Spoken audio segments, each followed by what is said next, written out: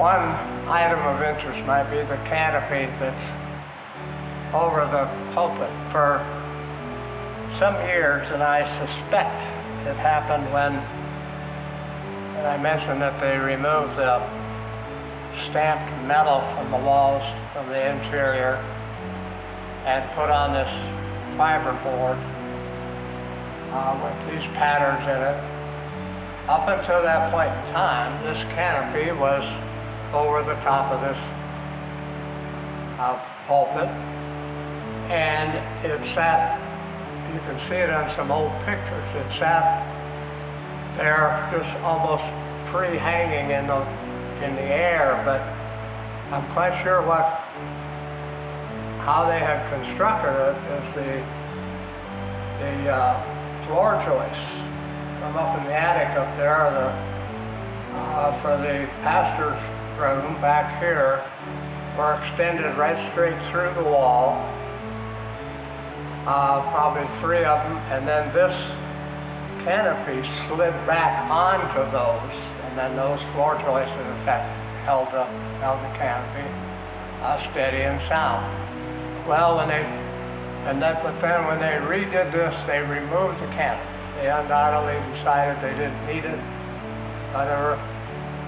And so it wasn't there, but we could see it on some of the old pictures.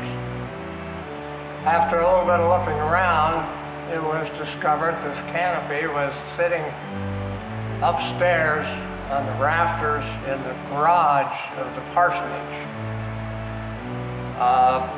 where this church sat all those years. And so the canopy was still there. All the way it had sat for probably 60 years in the rafters of the parsonage garage.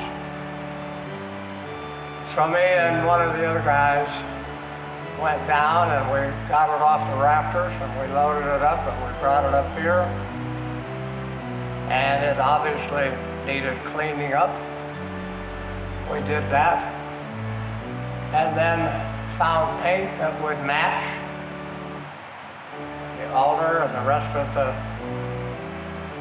things in front, and repainted it and put it back as a historical part of the church in the first half of the century.